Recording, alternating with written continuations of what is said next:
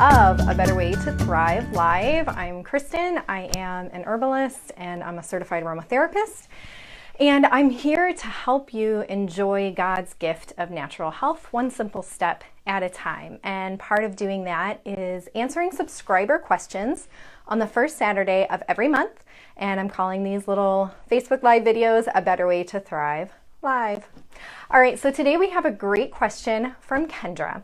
And Kendra says, if I make a blend of 3 essential oils, how do I make the correct dilution? Maybe there's a simple solution I'm not seeing, but once the oils are mixed, how can I get the correct drops? And this is a fantastic question, especially if you're new to using essential oils at home, or maybe you have some experience, but the whole blending and diluting and creating your own topical blends feels a little big and scary.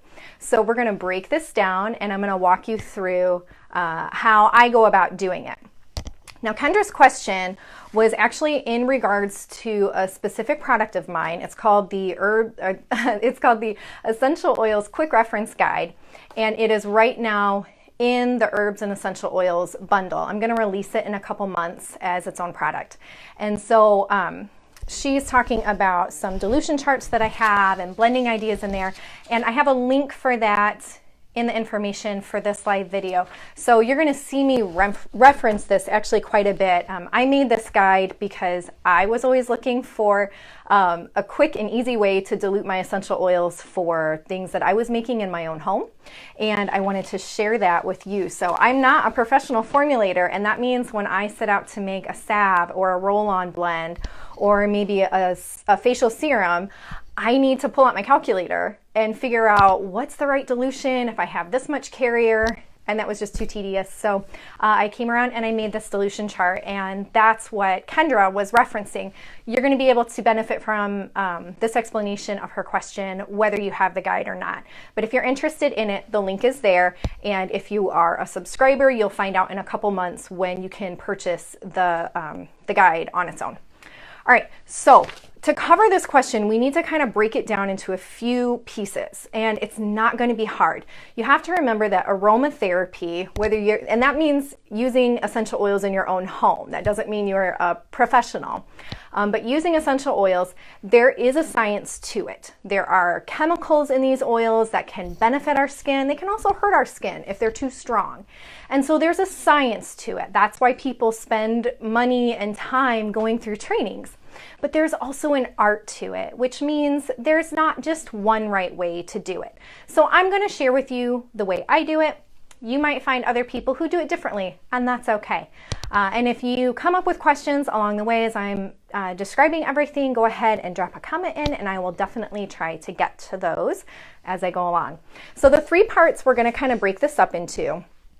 You need to think about the total dilution for your blend. So you're combining multiple oils and you need to dilute that whole thing in some carrier oil. You have to think about what's kind of your ballpark total dilution that you're going for. And we'll cover all the details for that in a minute. You want to think about the exact essential oils that are going into your blend. And then you want to think about the properties of all those oils. And then when you put all those pieces together, then you're going to be able to make sure you have the right dilution for all of them. So again, a few different moving parts, but don't be intimidated. You can totally do this. All right, and then after I go through those 3 pieces, I'm going to walk you through how I formulated the headache blend, and that is on the blog. I actually forgot to put the link in there, so I'll edit after this. The headache blend that's on the blog that has the recipe, I'm going to walk you through how I formulated that one. Again, the helpful resource that we're referencing a lot is going to be the Essential Oils Quick Reference Guide. And also I want to mention, I have a book on essential oil myths and kind of taking those down, debunking those. And I have a whole chapter at the end of this that's on essential oil blending, because it is totally something you can do. You don't need any advanced certification for it. You can do it in your own home. And so section or myth 25 kind of breaks that down. So that is that one. Okay, onward to total dilution considerations.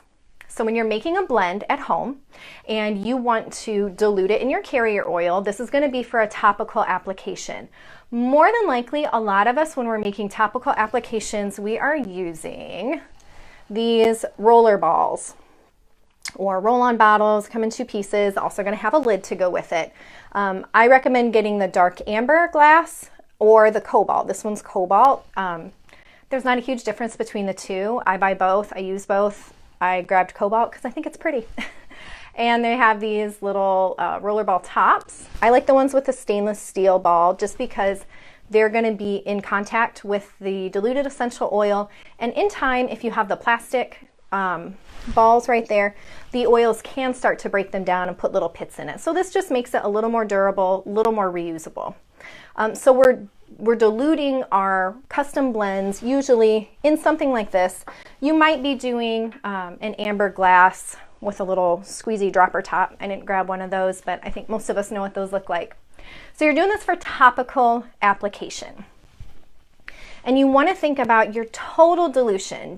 Are you going for something that's like a 3% dilution or a 5% or a 10% or a 1%?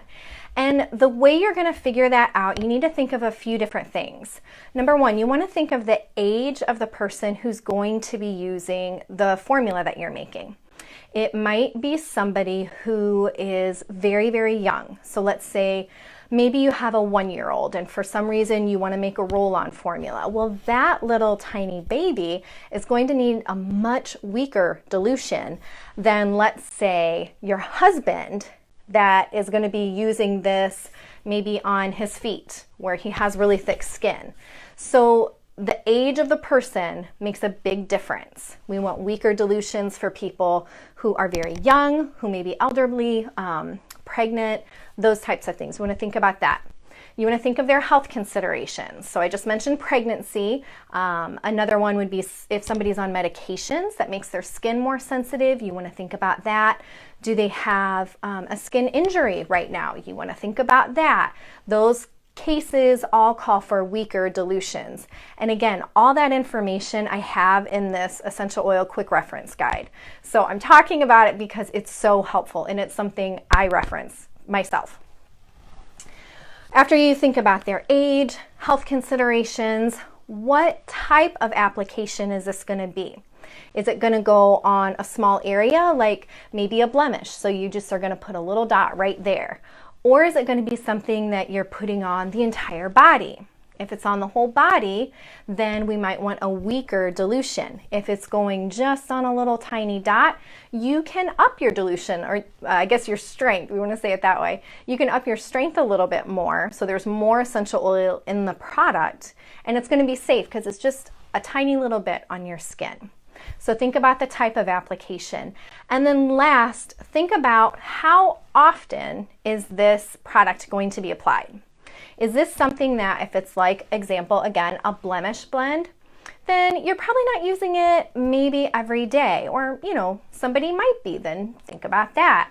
Is it a hand cream that you are going to apply maybe 3 to 5 times a day after you wash dishes because you don't have a dishwasher, it's broken, and you have a family, so you're washing dishes all the time, and it's winter, so it's dry out and our hands get dry. You're going to be applying that all the time. Then you might want a milder dilution. So you just are all these little moving pieces to think about what kind of window are you looking for. So once you come up with that, let's say you decide that 3% dilution is going to be a good ballpark. This is going to work well for this particular blend. Now we need to think about, or for this particular person, I should say, now we need to think about what specific essential oils are in your formula. And again, there's no specific right or wrong answer here. A lot of art and a lot of preference comes into choosing specific essential oils for custom blends that you're making at home. And don't let any of that language scare you or intimidate you. It's just a fancy way of saying kind of choosing what you like to get the goals that you have in mind. You can do this. So I often will use around 3 essential oils when I'm creating blends for something. I like to think of the first one as being like my main active oil, the one that's going to kind of carry the weight of the formula and really go to work hard for whatever purpose I have. And then I like to bring along 2 other ones, and these are either going to be supportive, so they also can bring about those same effects we want to see in the body. Or they might be something that's skin soothing. Some oils can be a little irritant to the skin, and so adding something like a lavender or a helichrysum that's gentle on our skin, that can be a good thing to do for your blends. You might also want to add something that just improves the overall scent of the blend, because nobody wants to use something that they think smells bad. And we all have differences of opinions with what essential oils we like. Lavender, for instance, is it's like the jack of all trades essential oil. And yet you're going to find people, and you may be one of them, they don't like the smell of lavender. And that's okay. That means we just find other oils for those blends, for those purposes that don't call for lavender.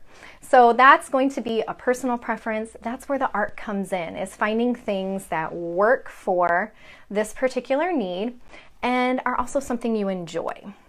So how are you going to know what to choose? I recommend having some good reference books on hand. My Essential Oils Quick Reference Guide, I have a chart on there of common household concerns and very common essential oils that you can use to address those needs.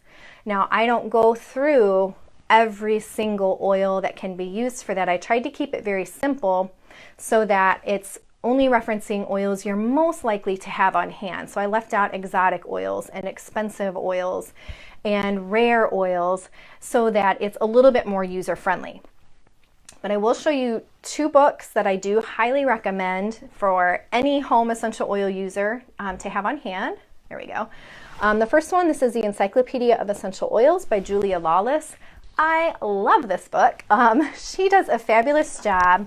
There are, oh goodness, probably well over 100 different oils, and she gives you the botanical name, what they blend well with, what they're used for, and I love this. What I reference most is in the back. She has a therapeutic index. There you go.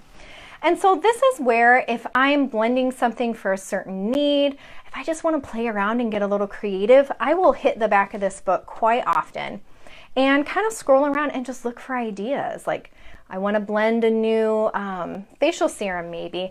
I'll hit this book and I'll see, well, this is what my skin's going through right now, and these are some oils she might recommend. She is a seasoned aromatherapist, very well respected. Highly encourage you to get this book. I love it.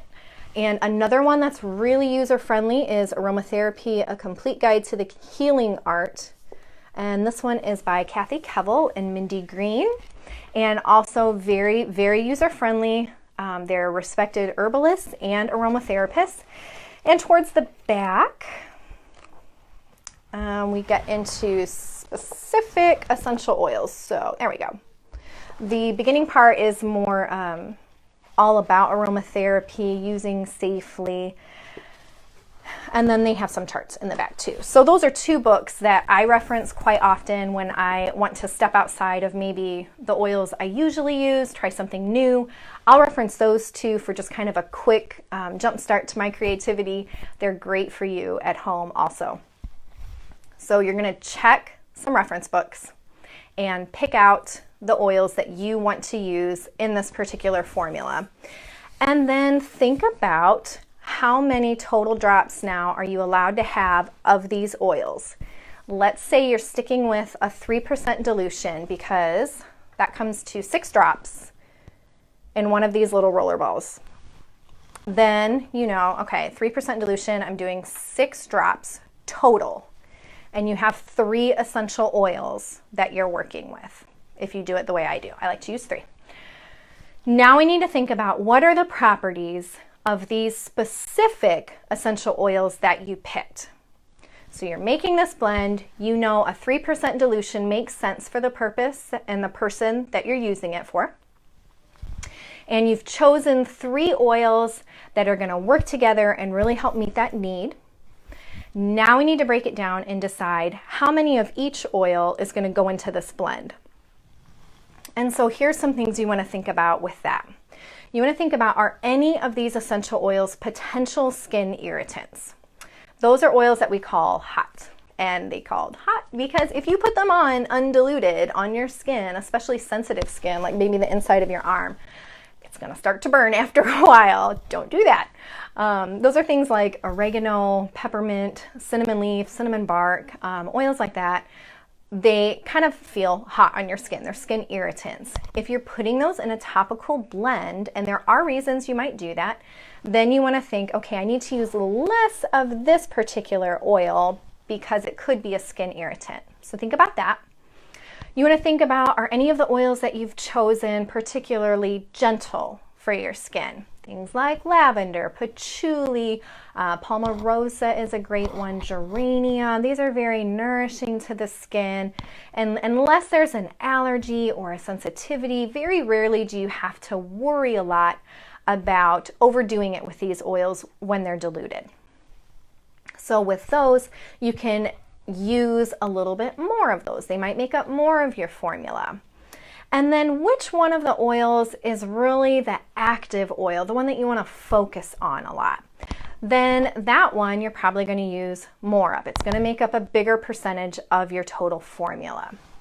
And so if you're using 6 drops to make 3% in one of these little roller balls, then maybe you're going to do 4 drops of your active oil, 1 drop of a skin soothing oil, and 1 drop of an oil that just helps it smell better. And that's one way you might come to blending 3 oils like Kendra was doing and getting them to the right dilution, because you want the total drops of all the oils that are in there to be at that certain percentage. That's what you're going for to help ensure that you get good results while keeping the skin safe when you're putting essential oils on it. Now what I want to do is walk back through all those steps and go through how I formulated my headache blend that's on the blog using these exact steps. And I think it's going to help you make a little bit more sense of everything I was just talking about, make it a little bit clear for you. But again, if you're watching now, if you catch the replay later, don't be afraid to pop a question in there so I can kind of explain and clarify that for you. All right, so when I was making my headache blend, I wanted to think about first my total dilution considerations. I wanted this blend to be something that my son could use because he gets prone to headaches if he hasn't gotten enough sleep or enough water. So I knew that I wanted something that my kiddos could use, particularly my son. And I also wanted it to be something that was safe for me to use during pregnancy. At the time of formulating, probably had a baby on the way. I'm often caring for little ones, and pregnancy is a time when a woman's skin tends to be more sensitive. And so things you react to before that you never reacted to before, you might actually react to suddenly during pregnancy and then be fine afterwards. So we tend to play it a little more safe with pregnant women when it comes to applying essential oils topically. So after considering that, I thought I wanted to stick to about 3%. Now I was going to make it really gentle, but at the same time effective for my children and then likely for myself. It's easier to add a little more essential oil later than it is when you have to dilute the whole thing out. It gets a little bit more difficult. So I wanted to start with a 3% dilution. And that meant, again, in my rollerball bottle here, that I would use 6 drops of essential oil in there. So then I started thinking through what oils are good for headaches, what tend to help us relieve the pain a little bit. Then we're looking at things like peppermint, like spearmint. For some people, they find a lot of relief with frankincense. Lavender is one. Antispasmodic essential oils, things that can help relieve the tension in our neck, help that relax. Those are things like the chamomiles or sweet marjoram. So I thought through all those and decided that I wanted to use peppermint, I wanted to use lavender, and I wanted to use sweet marjoram essential oils, those 3. Now it was time to break down how many of each oil I wanted to add. So I started with thinking about peppermint. Many people find a lot of relief for headaches. It can be very helpful for relieving the tension, relieving the pain. It's just kind of a topical way to do that. But it can be a skin irritant if there's too much of it in a blend. Now I knew doing a 3% dilution over a very small area, forehead, maybe temples, maybe the back of the neck, that's going to be pretty safe. But I also, knowing I'm putting it on children, want to be careful with that. So I opted to do 3 drops of peppermint. And so 3 drops makes it only at 1.5% total dilution in the whole product. It's only making up half of that blend. That's well within a very safe range for it to be applied in a small area, occasionally to rarely. Totally safe. So next I'm left with lavender and with sweet marjoram. Lavender is also very helpful for headaches. Many people find a lot of relief from it. And so lavender, I wanted to play kind of a secondary supportive role. So I chose to do 2 drops with that. But the scent of peppermint is a little sharp, and it can kind of bother you if you smell it for too long. And so I wanted to tone that down and bring along some sweet marjoram along to kind of round out the fragrance, and also to help with the muscle tension that tends to come along with headaches. So that one just got 1 drop. And so then I'm ending up with 3 drops of peppermint, 2 drops of lavender, and 1 drop of sweet marjoram. And now I have a really nice blend, 6 drops total. I fill up my roller bottle here. I'd fill it up with the carrier oil. I'd add those drops of essential oil, put the top on, press it in there, and then just kind of gently shake. And now I have a really nice headache blend, and that's exactly what I did when I formulated the one on the blog. And I know I can rub that on, and I don't worry about my children getting too much on their sensitive skin. And it's been a very effective blend here in our house. I hope that's been helpful. I know it can seem like a lot of math maybe at first. Again, that's why I made the reference guide, because the charts take all the math out for you. What you do is, this is the master dilution chart that I actually use most often. And so it has right here, total dilutions, right here, your carrier oil, and you would just match up. I want this dilution and this much carrier. How many drops am I working with? And it has made things so much easier for me. So again, I hope that's been helpful. Essential oil blending is a lot of fun. It should be fun for you. It shouldn't be overwhelming. Think of it as an art. Think of it as a way to be creative with natural remedies. If you are a little intimidated by the tiny bit of math, think of math as a puzzle. My children do a fun little class once a month at a local nature center, and their teacher says, math is a puzzle, puzzles are fun, therefore math is fun. So I thought I would share that here because I think that's funny, and I've actually thought of math the same way. So anyhow, essential oils have a great safety net when they're properly diluted, which is exactly what you're doing. Don't be afraid to use them. Don't be afraid to experiment a little bit within reason and have fun with it. When you've got some good reference books, good reference guides with you, you're going to have a lot of success. So have fun with that. And enjoy the rest of your Saturday. I'm going to add a couple links that I did forget to add when we started. And again, if you watch the replay, go ahead and hashtag it replay so I know that you joined us later.